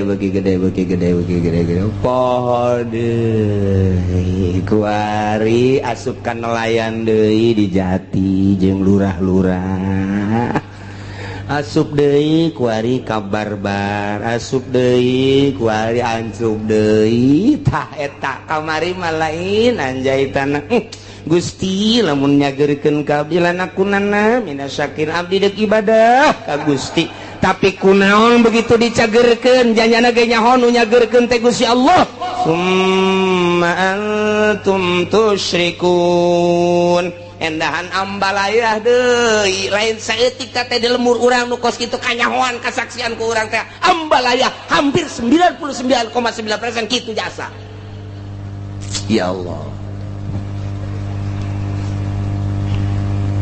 bejakeun Muhammad qul huwal qadiru ala an yab'atsa 'alaikum 'adzaban min fawqikum aw min tahti arjulikum aw yalbisakum syi'an wa yudhiqa ba'dakum ba'sa ba'd Muhammad bejakeun ka para kafir-kafir Mekah lamun terus bae musyrik ka aing teu percaya kana ajakan anjeun teu iman kana ajakan aing cek Gusti Allah bakal nurunkeun siksa 4 perkara supaya katembong ku balerea kakawasaan aing ka maha dahsyatan aing ka maha sagala-galaan aing lantaran nya mempermainkan ka aing kamari ngadoa ka aing kuari musyrik ka aing kamari minta ka aing kuari minta ka jabatan kamari DPDP ka aing kuari DPDP ka manusia ka makhluk ka batu ka kayu kan eta teh mempermainkan aing bejakeun Muhammad hayang dauleuh ka karawasaan aing bakal nurunkeun 4 siksa ya Allah qul bejakeun Muhammad wal qadiru ala ayyab'asa 'alaikum 'adaban aing maha kawasa aing bahasa gala-gala cak Gusti Allah lamun kitu bae petana aing bakal nurunkeun ka makhluk khusus ka urang Mekah umumna ka saha bae siksa 4 perkara bener kahiji azaban min fauqikum siksa betimbul ti luhur bentukna engke aya hujan teu eureun-eureun nya poe hujan banjir ka buah wacaa siksa ku aing atawa hujan batu cara ashabul fil pak di batuan atau hujan es buah deh datang ke buah rarusak atau poek teren kilat si jeleger ditambah deui ku geladeg si jeleger datang ka teu daya teu upaya siksa ti aing min paukiku aw min arjulikun atawa kahandap dihandap timbulna ieu dihandap timbulna mimiti ku aing teh dioyag-oyag lini bae lini doang aing mah sok geura hayang nyaho bongan teu iman ka aing bongan teu nurut ka aing teu iman ka ajakan anjeun Muhammad tah ieu ku aing dioyag-oyag ha saeutik doang dibere ku aing 6,5 hek nah kulantaran tertek bae rada digedekeun ku aing digoyangkeun doang ku aing bumi engke ge lamun Omah Irama jadi presiden asana bumi goyang kayak kajen kumaha ge aya arah acak-acakan budak isi negara dek dikumahakeun tapi ceuk lama lamun Omah Irama jadi presiden bakalna pertama santai nginahin ke beres santai lari pagi kayak kajen lu Masya Allah mantap luar biasa iya kari aduh kan ujung-ujungnya kiamat tebareres brak ya Allah serius ya langsung ngerti aduh ya Allah ya Rabbi. Iya siksa tadi tiluhur geus bejakeun Muhammad. Nomor kedua lamun teu percaya bete iman ka aing cadap mimiti lini. Kedua masih keneh iman keneh ka aing gempa ku aing rusak para rotong para risek jelebana siksa ti aing. Mun masih keneh bae amblas ka jero deuleu di Padang datang ka kuari teu puguh kuburanana diambleskeun ku aing 1000 kejadian Padang teh dibalikeun bae ku Gusti Allah kadeuleu nama gunung ret nimpah imah sabaraha ribu manusia nu kuari teu disolateun teu dipandian siksa ti aing. Atau tsunami model Aceh sia 200.000 manusia orang Indonesia sekaligus ditambah jeung orang-orang luar tsunami luar biasa tambah ku aing encan inget keneh bae ka aing tambah ku aing tuh tsunami di Ciamis Pangandaran encan inget keneh bae gunung ku aing dibitukeun can inget keneh bae Lapindo ku aing hayo sia parindah ka mana sia can inget kene bae sia ka aing can iman kene bae tambah deui sia ku aing awas sia sakali ieu di Banten sia ku aing Gunung Merapi sia kena datang ke Bojong sia ka Pasar Kemis mah ulah liwat kesempatan. Ya Allah ya Rabbi Gusti Allah tuh saya Gusti Allah ayo sia mun teh tiluhur ti handap mun masih keneh bae teguran tiluhur geus ku Gusti Allah masih keneh teu iman keneh bae atawa masih keneh muara syat keneh bae teu pernah bae jelema nu sugihna teh ngazakat teu pernah mentolerir ka jelema fakir miskin ka yatim piatu geus ditegor ku Gusti Allah tiluhur geus ditegor ti anak masih keneh bae ditambah deui sia ku aing kumaha bisakum syi'a aing nyampur adukeun kana berbagai golong-golongan anu berbeda-beda kahayangna nu bakal ngajadikeun bibit daripada permusuhan mimiti nyeun organisasi ieu lantaran aya nu deui nu boga kahayang nyeun deui organisasi ieu aya deui nu boga kahayang nyeun deui organisasi ieu aya deui nu boga kahayang nyeun deui perkumpulan ieu aya deui nu boga kahayang deui nyeun deui perkumpulan antara organisasi teh eta teh teu alalakurna mulai dirinya bibitna kalaluar haju bae silih omong haju bae silih tengkas mulai tidinya teh silih gele tak teu eureun atawa parpo padahal mah jangan bangun bangsa jeung negara tapi kulantaran beda-beda kahayangna ieu hayang di satu sisi hayang ngaberesan negara di satu sisi deui mah hayang nyokot danana doang lantaran gede ti negara kabeneran dibuka demokrasi teh teu meunang dicegah-cegah mulai nyan parpol urang ge mampu daknya kurang kene nyieun deui geus teu kahitung ku ari urang lembur mah bingungeun loba-lobana beda misi jeung visina ambalaya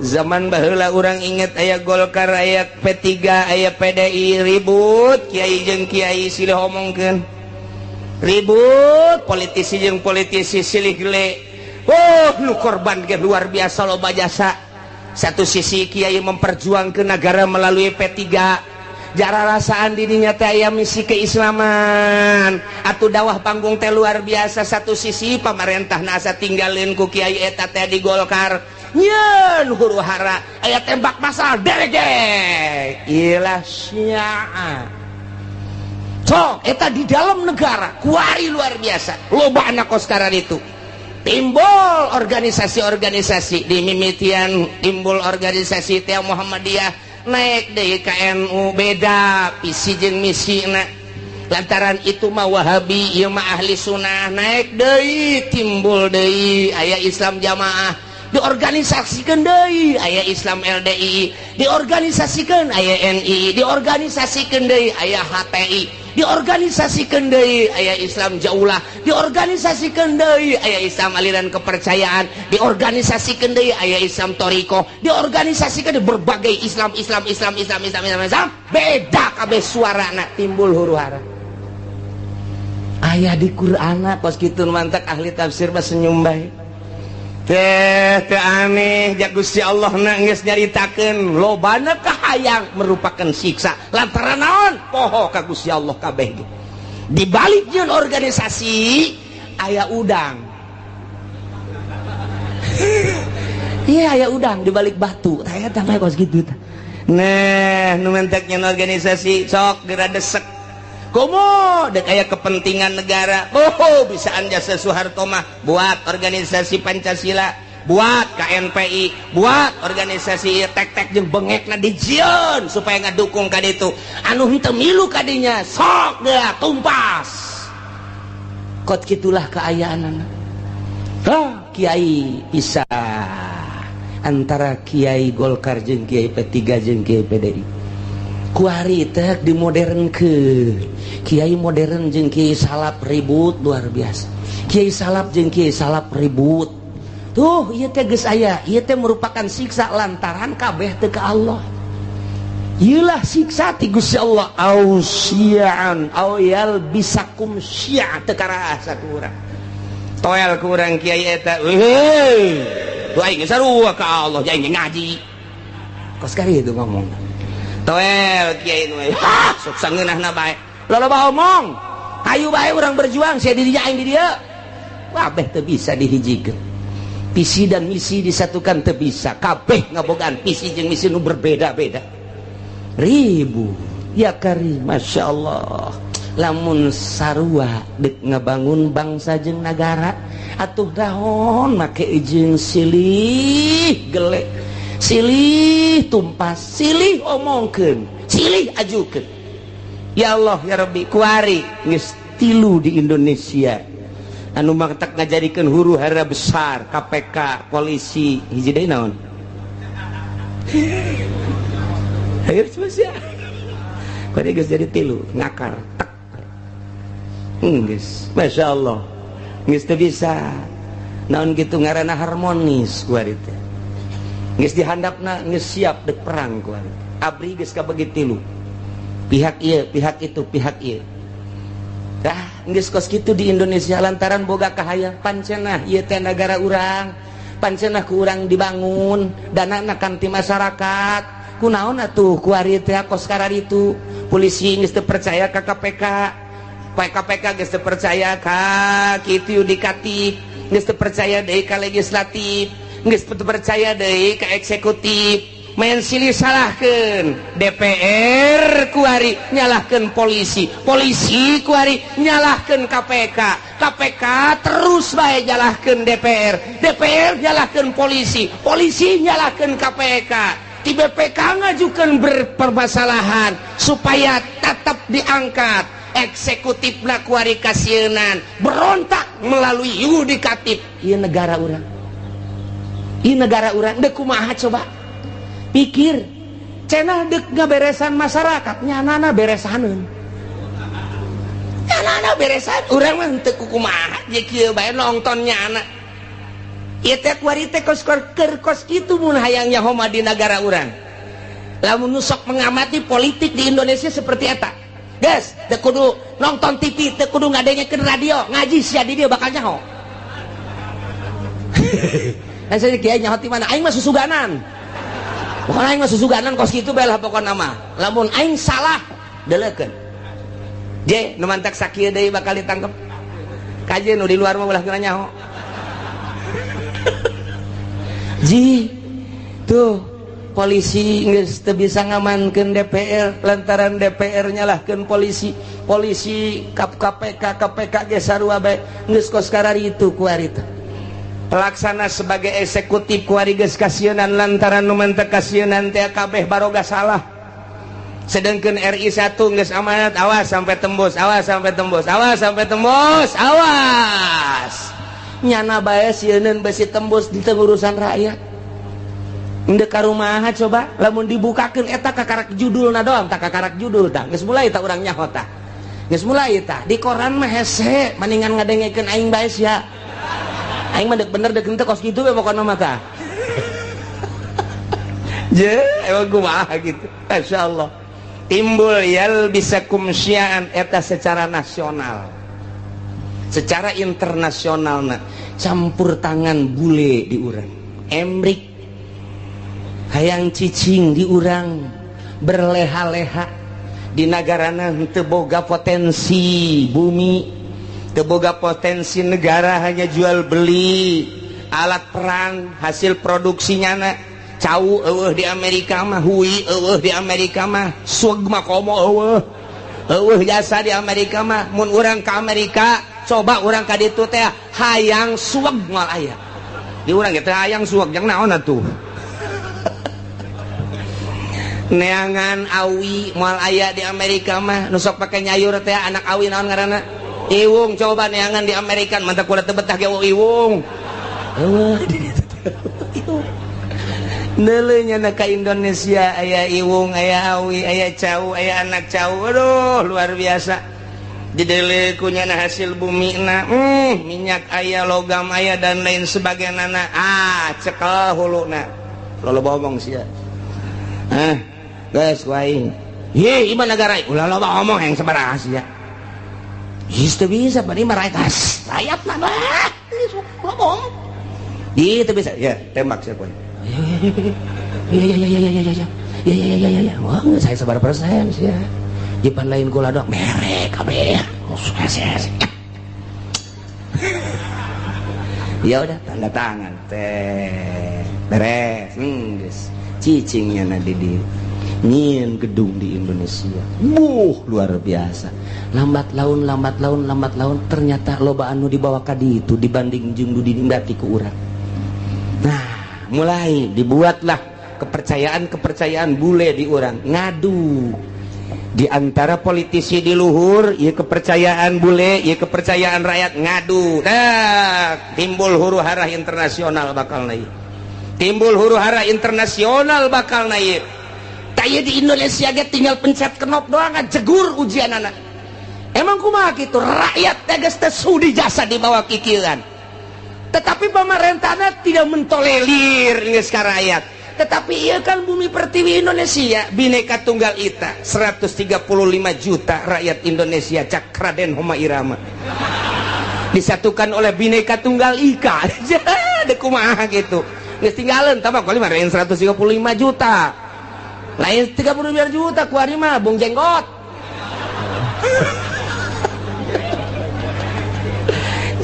Nah, iya huru-hara internasional geus mendekati di Indonesia. Terjadilah di luar Indonesia dulu Irak akibat yalbisakum syi'a wa yudhiqa ba'dakum ba'sa ba'd. Dibere nyicipan ku Gusti Allah siksa sebagian bangsa jeung sebagian deui. Kuari mah serang, kital, peperangan. Ieu geus dibejakeun ku Gusti Allah tak ieu ayatna. Ulah kaget lantaran nu hiji nyembah ka Gusti Allah Irak, Baghdad, nu hiji nyembahna ka patung. Beda potensi nu aya di Irak luar biasa lobana. Amerika teu bogaeun di dinya teh. Tah, di dieu teh panas Amerika, serang geus. Dikibarkan bendera salib perang luar biasa didinya muatanna loba. Diawali ku potensi bumi nu dipake kahayang ku Amerika lantaran teu daya teu upaya supaya menggebu. Nah bendera salib perang salib kuari ditaekeun perang lah dahsyat ti ditu modar ti dieu paeh wabeh ngaran-ngaran perang mah pararaeh bae yalbisakum syi'a wa yudhiqa ba'dakum ba'sa ba'd. Ditimbulkan ku Allah bakal siksa. Siksana kumaha?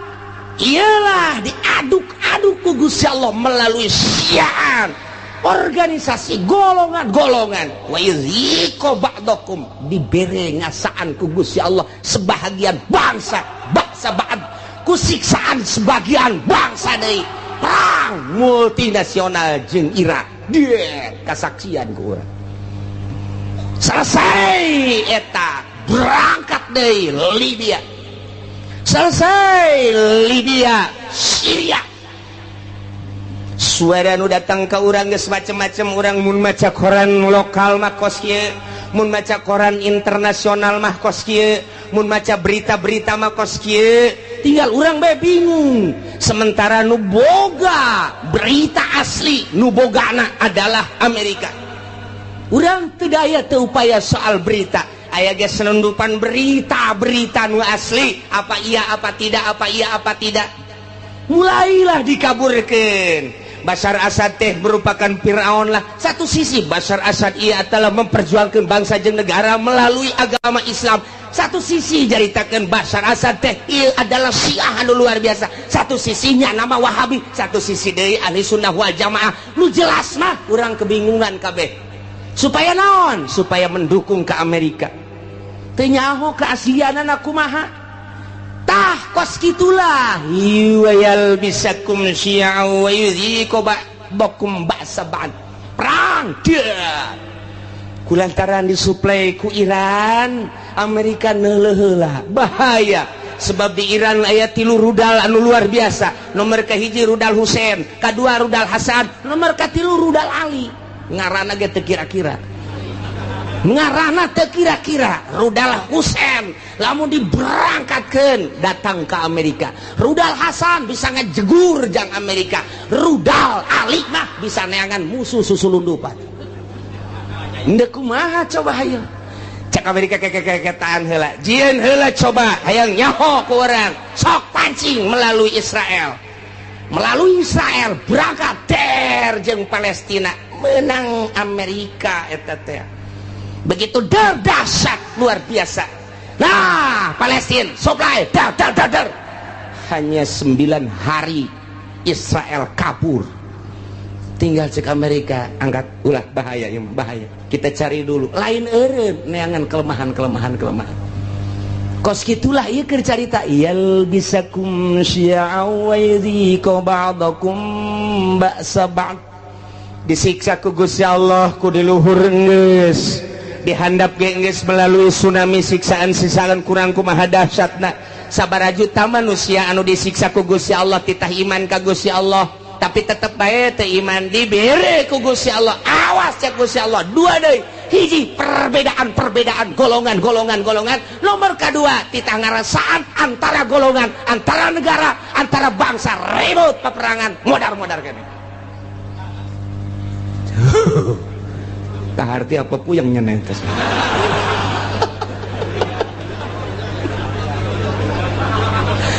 Internasional dibawa kurang dah channel guys, berurusan anak Taliban terus bae militan, di mana aya perang di dinya nama aya Osama bin Laden geus eueuh, ditambah deui ku ari tetep aya, ditambah deui ku organisasi HTI secara internasional, jauhlah ge secara internasional, araya di tiap-tiap peperangan teh berbagai organisasi ja peperangan kamari bae di Israel. Orang Indonesia bagi aya ka ditu kok nyemplos ka ditu model. Urang teu nyaho aya nu nyeplos kos kitu lamun teu direkomendasi ku RI ga moal bisa. Sementara kapan urang teh negara teh aslina teh manut ke Amerika, tapi kok aya orang Indonesia di ditu, ja perang Irak aya orang Indonesiaan di ditu, perang Iran aya orang Indonesiaan di ditu. Ih orang Indonesia mah asana mah nya nama okos bunglon nya nama. Bisa kade-kade tuh batak Indonesia lain lalagaan ditakuti ku orang Amerika. Teka caritakeun orang Palestina, di Palestina aya orang Malaysia, teka caritakeun di Palestina aya orang Thailand, teka caritakeun di Palestina teh orang Korea, tapi orang Indonesia mah aya di ditu. Malah ke waktu perang kamari multinasional aya nu nembak cer. Begitu dibuka ieu na ieu penyet irungna. Wah, cak orang Amerika ieu mah lain orang Irak, lain Iran, lain Taliban. Coba status seorang mana? Begitu di deuleu, ya karib kurang putak. Anu gede hutang teh kabur ka ditu. Paeh hirup-hirup cek cenah aing daripada Indonesia sangat diperhitungkan, masya Allah. Tak poso ribut poso nasional tapi berbau internasional saha nu lempang ka poso ternyata aya sababaraha organisasi dilarang ku pemerintah tetep bae datang ka ditu namun teu datang ka ditu poso terus-terusan nu dipencit ustad teh nu ditembak kiai teh anu dipanah nu dipedang datanglah organisasi ti urang padahal teu dimenangkeun ku pemerintah poso-poso bae datang ka ditu ngibarkeun bendera pram siap mau dibejakeun ku kula organisasi nu mana ngan nyana minta izin ka kula bos sombong amat cenah sekali-sekali sombong lah niku bae Indonesia mah kos kitu eta di Palestina bae aya di Taliban teh aya ya Allah ya Rabbi nu mantak aneh eta pan kudu make kapal udara haju kudu make biaya pan eta teh atuh make naon kitu ngaranna birokrasi perjalanan anu luar sakedangkeun steril steril luar biasa mau kemana tujuannya apa tapi aya kan di ditu Masya Allah nu mantak ke mun perang deui ku urang diajak ka ditu naik naon cenah kiai ngojay paeh di laut asana ieu mah meme perang geus malodar Indonesia ulah sembarangan di Indonesia nu mantak diperhitungkeun ku Amerika sangat diperhitungkan Indonesia mangke bae perangna terakhir bae cek geus tetap di perangan mah di perangan terakhir asana bangsa Haji Makmun mah paeh ti heula moal kaburu nya nama geus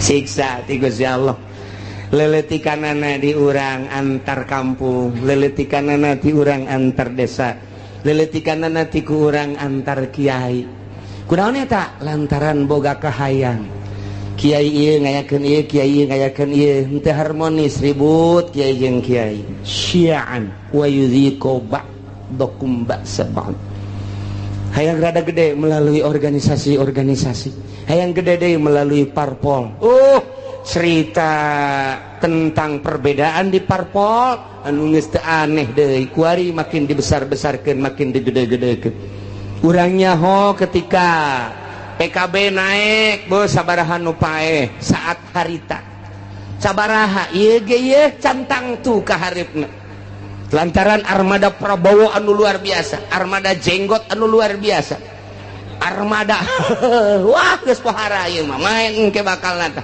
nah ieu siga da ieu beusi jadi siksa ti Gusti Allah mun sia teu iman ka aing mun sia henteu taat ka aing teu takwa ka aing bere siksa opat hiji ti luhur min fauqikum dua ti handap min arjulikum mun ti luhur jeung ti dihandap teu dianggap awas aoyel bisa kumsian aing yeun tata golongan engke golongan lain sakadar cicing wa yuziko ba'dakum ba'sabat ribut perang. Jadi berarti geus aya ti ditu nu mantap cekang jeung Nabi inna ummati sataftariqu ala sintaini wa sab'ina firqatan sayyana umat kaula bakal paberencai ngajadi 72 golongan kabeh ngaku ahli sunnah padahal ma'ana jiatu firqatun salamat mah bakal sapirqah jararieun jelema golongan atas namana Islam boro-boro organisasi cacak-cacak partai ge make atas nama Islam baheula P3 make atas nama Islam kemudian PKB make atas nama Islam PNU make atas nama Islam padahal mah di Indonesia mah kapan teu meunang nyen partai Islam lantaran kabeh ge huluna adalah demokrasi teu meunang berbau sara tapi kelantaran nipu ke masyarakat make aturan Islam lain aturan make lebo Islam ujung-ujung nama atuh henteu lah eueuh nanaonan ribut Golkar jeung P3 ribut P3 jeung PKB ribut KB jeung PNU ribut jeung PDA ribut nah perputaran pilpres nu tahun itu sabaraha anu paeh pilpres kamari sabaraha anu paeh tinggal pilpres anu bakal sing hade lantaran merupakan siksa urang mangadoa bae ka Gusti Allah Subhanahu wa taala jadi kukumahakeun ge negara urang teh tetep kos kieu bae sebab can aya nu niatan untuk merubah membangkitkan semangat rakyat jeung bangsa mengarah ke jujur jeung adil can aya ku ayeuna sakitu mah cuek-cuek bae biasa-biasa bae. Wae milih-milih bae ngan ulah datang ka gusur-gusur eungkeuy-eukeuyan teu nyaho maksud sing hade. Lantaran ieu teh ya siksa ti Gusti Allah. Ku luhur geus, ku handap geus dibuatlah hasil urang keneh. Iyalah yal bisakum syia'u wa yudhiqu ba'dakum ba'sa. Ya Allah ya Rabbi nu mantap Kangjeng Nabi waktu turun ayat ieu ngadua ka Gusti Allah. Langsung nangtung Kangjeng Nabi koma Nabi sallallahu alaihi wasallam fatawaddoa langsung ala wudu. Beres ngala wudu fasa'ala rabbah ngadoa ka Gusti Allah. Ngadoana ya Allah. Alla yursila alaihim azaban min fawqihim wa min tahti arjulihim wa la yalbisa ummatahu syi'an wa yudhiqu ba'dahum ba'sa ba'd. Ngadoa Kangjeng Nabi seperti eta tah Gusti.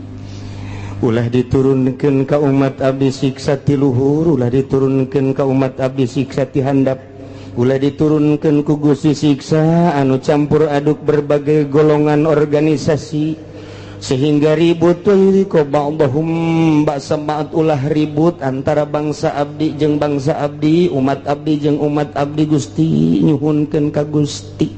Ngadoa Kangjeng Nabi teh lantaran dibukakeun hijab ku Gusti Allah teh ribut kampung jeung kampung, desa jeung desa, kabupaten jeung kabupaten, provinsi jeung provinsi, berbagai manusia huluna kiai jeung kiai, politikus jeung politikus deui, ahli ekonomi jeung ahli ekonomi, antara provinsi jeung provinsi, antara negara jeung negara, walah ditembongkeun ku Gusti Allah teh umat paberencana anu luar biasa sehingga bergelimpangan mai ti berbagai negara-negara. Kangjeng Nabi nangis ngadoa Gusti ulah terjadi seperti eta atuh Gusti. Kumaha tah waktu eta fahabatta ilaihi Jibril alaihi salam. Allah ngutus malaikat Jibril turun. Tak bijakeun Jibril ke Muhammad, ya Muhammadu innaka sa'alta rabbak arba'an. Anjeun teh ngadoa ka Gusti Allah nyuhunkeun supaya disalametkeun tina opat rupa tadi, siksa ti luhur, siksa ti handap, siksa golongan-golongan jeung siksa peperangan-peperangan antar bangsa. Nah fa'atauka isdatain wa mana'aka isdatain. Nu dua ku Gusti Allah diijabah, nu dua mah henteu.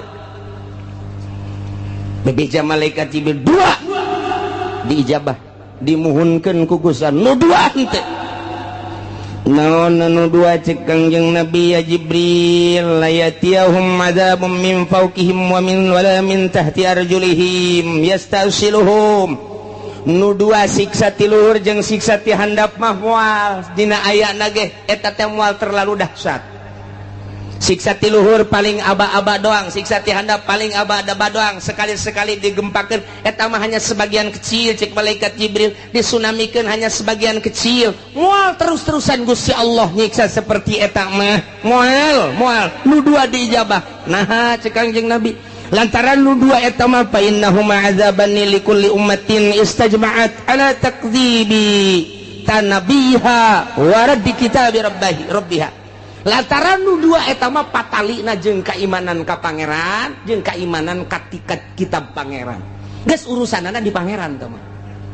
Lantaran nya teh iman bae atau maksiat bae, teu percaya kana Al-Qur'anul Karim atawa ngarobah status hukum Al-Qur'anul Karim. Ku Allah dibereng ke ti luhur jeung ti handap ala kadar doang Muhammad teh mah. Moal dahsyat jasa moal. Moal nu dua mah tetep diijabah sanajan aya ala kadar. Anu dua deui, nah lamun nu dua deui mah Muhammad eta mah cek Gusti Allah ditahan tamah walakinnahum yalbisuna syi'an wa yudhiqu ba'dahum ba'sa ba'd. Nu dua ieu mah hiji bakal timbul golongan-golongan eta mah teu diijabah ku Gusti Allah. Nomor kedua bakal ribut antara umat, antara agama, antara bangsa. Eta moal diijabah teh diijabah tetap tama bakal terus bae eta mah. Bahkan wa yudhiqu ba'dahum ba'sa ba'd, bakal ngarasakeun peperangan antar negara jeung negara. Geus aya ti ditu nu mantak ahli tafsir mah ketika perang Irak Amerika taneh, ketika perang Libya taneh, perang dari Palestina taneh lantaran geus aya dina Al-Qur'ana ayal bisakum syi'an wa yuhiqu ba'dakum ba'sa ba'd.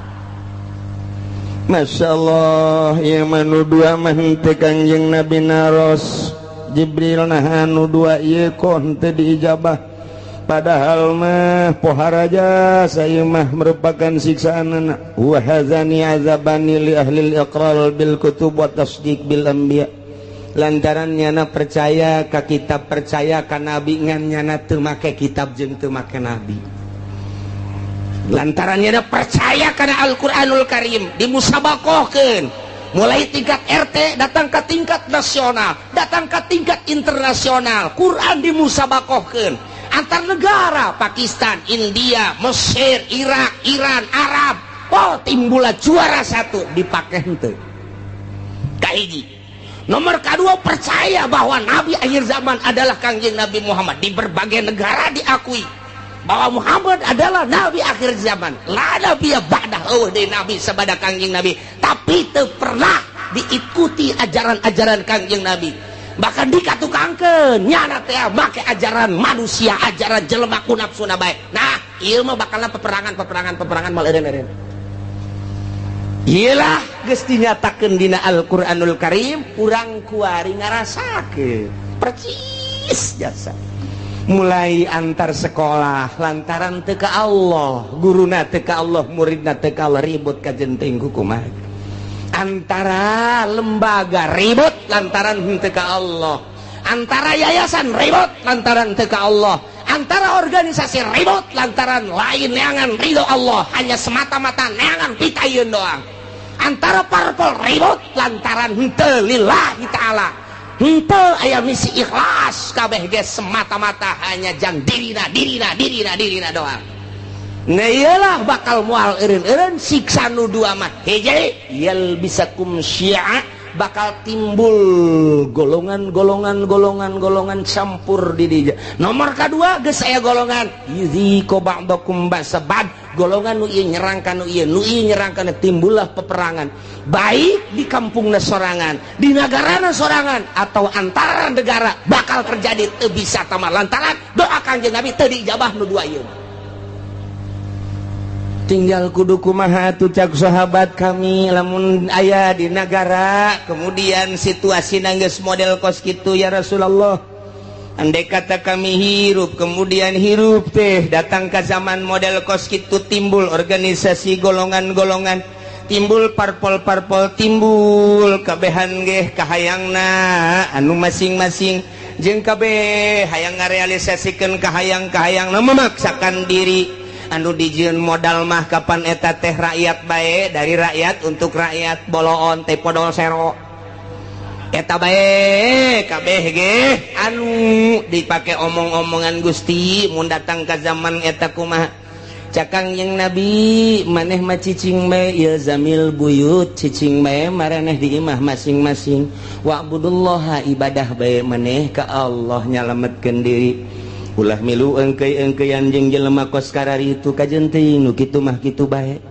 cak sahabat atuh engke nagara kudu kumaha engke ge aing nyieun engke bakalna kesatria cak Gusti Allah saat aing deuk ngararapih nagara eta di mana geus kacau engke aing bakal nyieun kesatria rijal bahasana engke rijal ku aing ditimbulkeun anu gagah nu luar biasa engke ge moal kaharti ku otak-otak manusia saat eta bakal mimpin bangsa mimpin umat mimpin negara di luar konstatir manusia engke ge bakal ditimbulkeun ku aing tah ke geus aya kesatria bakalna ke kakarak umat nuturkeun satungtung can aya kesatria mah ulah waka cek manusia engke cirina kumaha Gusti eta kesatria nu bakal mimpin bangsa model kos kitu teh cirina deuleu bae engke si Semar bakal boga ponggawa opat manehanana teh kabeh ge khawarikun lil adat deuleu engke si Semar cak Gusti Allah manja cenah Kanjeng Nabi geus nyahon ka Semar ya Semar mah belah dieu tah zaman kamari tah zaman Wali Sanga Semar mah tah mimiti aya wayang gelar kedua wayang kulit katilu wayang golek jadi dinya kok Kanjeng Nabi nyahon ka Semar ai sia otak teh diteunden di dengkul bleon payahna coba tunaikan kada dada. Ye si Semar teh eta teh adalah lambang seorang wali. Hiji si Semar masa lilana tilok make baju. Nomor kaduanya nama lamun lempang tilok rurusuhan. Nomor katilu di mana lempangnya nama luak liat baik. Eta si Semar kos kitu. Jeung di tara bertindak di mana-mana encan musyawarah jeung si Cepot. Sia seuri sok tongton beureunnya. Tetepnya nama kudu musyawarah heula jeung si Udel jeung si Cepot jeung si Gareng tetep musyawarah ke masukan tidinya. Berarti nyana nama tilok turun langsung kege aya tangan-tanganna tetep ahli Allah bae. Gitu jadi didukung ku para ahli Allah geus lamun make bajuna hurung herang keneh lain si Semar mah geus urang teh angan ke calon presiden anu henteu make baju.